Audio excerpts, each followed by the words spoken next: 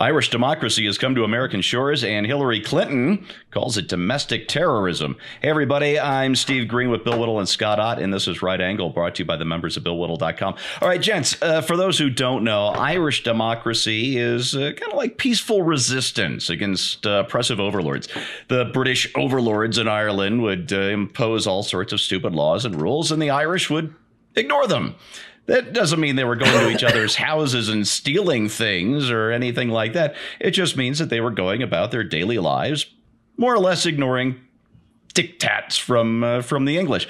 And we're seeing more and more of this going on, especially in blue states, as the coronavirus lockdown breaks down.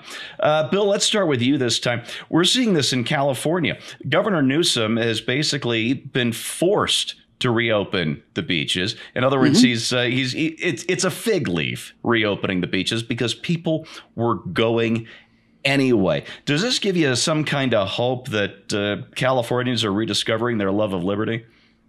Oh, it gives me a great deal of hope that Californians are rediscovering their love of liberty. I went down Pacific Coast Highway. I've made that trip several times during the lockdown. And this was the first traffic jam I've been in 2 months. In fact, I've got a video of me saying, I never thought I'd say this, but my God, look at this, a traffic jam. It's wonderful. But it also is showing Californians just how petty and small-minded this whole thing is. And I can give you a great example of this. The beaches are open with certain restrictions. If you are on the beach, you must maintain 6-foot separation. You must wear a mask.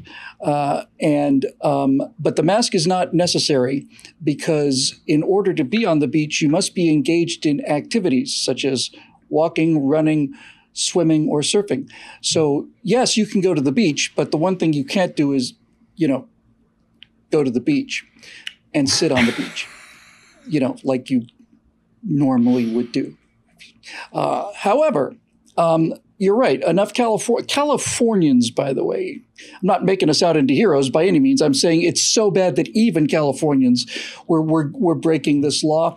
And to give you an idea of the petty power of Lord Newsom, when we went down Pacific Coast Highway, sure enough, the beaches were open, but the parking lots were closed. And if you've ever been to Pacific Coast Highway, you know that there ain't nothing on either side of Pacific Coast Highway. Yeah. It's to say that the beaches are open, but the parking lots are closed is to say that unless you have your own helicopter, like the governor and several other of his high-level donors, beach is not really going to be something that you can use. And people are just had enough of it. They're sick of it. I saw sailboats, a couple. I saw some surfers, and I saw some people on the beach. And every day, Steve, people become more and more disgusted. I don't know if I mentioned this on one of our shows, but I saw in the LA Times, which has hundreds of readers, all of them liberal, where there was about a week ago where they said that the LA health commissioner said that no, Los Angeles is going to stay locked down at least until July. And the comment section, not on Instapundit or anything, but the comment section at the LA Times was, it's time for torches and pitchforks, and we need to recall this governor and who elected these people and who gave these people authority, every single one of them, all the way down. This giant mistake that we've made as a nation was that out of our goodness of heart as the American people, when they said it was an emergency, we believed them, and I don't blame us for believing them, and I don't blame them for saying it was an emergency. But what we naively didn't do was we didn't get the contract before we signed. We didn't get the contract before we authorized the work. It's like having somebody say, I'll build an extra bedroom on your house. And you give them, $20,000. And then it's up to them to determine when it'll get done, how big it'll be, what the quality will be, and so on. In other words, we agreed to restrictions on our freedom voluntarily because of a state of emergency, but there was no definition for what the state of emergency is. There was no definition for when it would be lifted. There was no definition about how it would be determined. And at no point whatsoever were the people involved with this, even through their legislature. If the legislature had to vote on extending this lockdown on a weekly basis, you could at least make some kind of case for it. But no, it's up to the whim of a guy who's got a great haircut, seems to have a very good haircut every single week on TV. But see, he's the governor and he's important, so he has to have haircuts. It's not like you or me or anybody else. has decided, no, I'm going to keep it locked down for as long as I want to. And the guy who turned San Francisco from the most beautiful city in the world into a pit of hypodermic needles and human feces scattering the streets has got the situation well under control. Yeah. And by the way,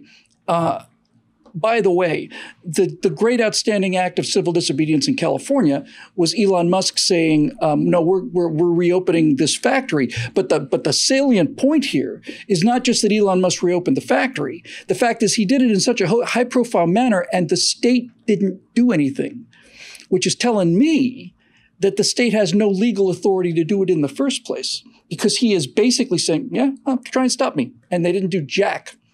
And Newsom said, well, it's not a California problem. That's between him and Alameda County.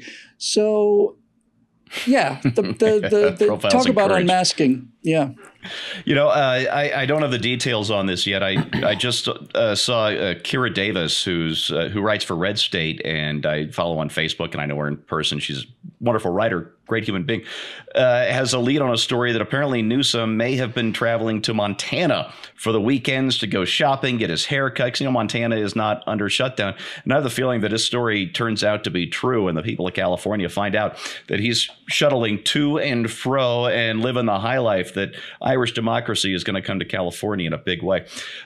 Scott, the reason I mentioned Hillary Clinton, you probably saw the protests up in Michigan, where armed protesters, not violent protesters, but people exercising both their First Amendment rights to peaceably assemble and their Second Amendment rights to bear firearms, were showing up at the state capitol to demand a more open Michigan, because the governor there, Governor Halfwood, did I pronounce her last name correctly? I always get that wrong. Anyway, thank you, has been more heavy-handed than probably any other governor in the nation. And Hillary Clinton referred to these peaceful protesters, not one incident of violence, as domestic terrorists. Scott, do you expect this thing to... No, let me back up and rephrase this.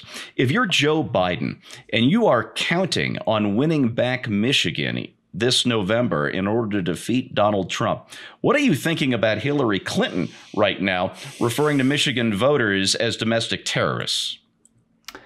Oh, not helpful. I think they're a deplorable thing to say. Yes.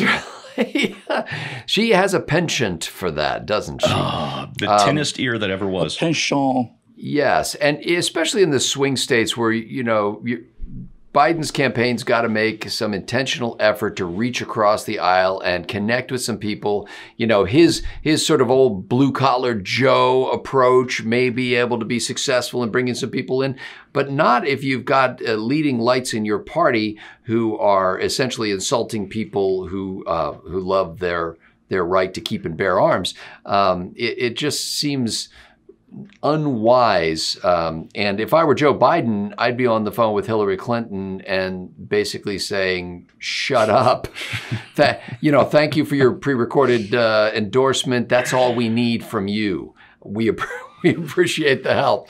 The people who love the Second Amendment understand what an armed protester is, and they don't feel any threat from that person.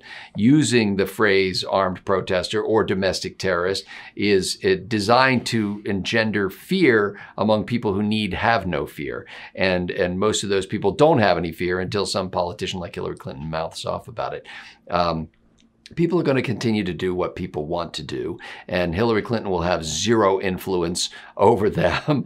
But the idea that she would conflate terrorism with a constitutionally protected, natural, God-given right says something really troubling about her party. You know, it occurs to me, Scott, I don't think there's anybody in the world Hillary Clinton hates more. And keep in mind, I think her black little heart is filled with almost nothing but hate. But I doubt there is anyone in the world Hillary Clinton hates more than Rust Belt Democrats, because about 120,000 of them voted for Donald Trump in 2016 and denied her the Oval Office, which, of course, is hers by right. And they took it away from her. And these are guys, these are guys, and they were mostly men, blue-collar guys who like to hang out at bars after work, who like to go out in the woods and hunt on the weekends or fish on the weekends, and were being denied all of these simple, natural pleasures that are inherent to living a free life in a free country. And they're not allowed to do these things now. And Hillary Clinton calls them domestic terrorists. Listen, terrorism is the use of violence against civilians in order to impose a political agenda. What we're seeing in Michigan, what we're seeing in California, what we're seeing in New York City even, where people spent the weekend going to bars and hanging out on sidewalks and actually having fun as if they have actual lives for a change. All of this is Irish democracy coming to America. It's the exact opposite of terrorism. It is people exercising their natural rights in order to lift a political agenda that has been imposed on them by imperious elected officials and by unelected, unaccountable bureaucrats. This stuff has got to stop. The lockdown is breaking down. We're lifting it ourselves. And all I can say is God bless every American who's taken part in this. It's a beautiful thing to see. And that is your right angle on that, brought to you by the members of BillWhittle.com. I'd like to remind you that content like this needs sponsors like you. So please click on over to BillWhittle.com. Join us, become one of our producers, and you get all sorts of great things like our members blog. Love to see you there. Anyway, thanks for watching, and we will see you next time.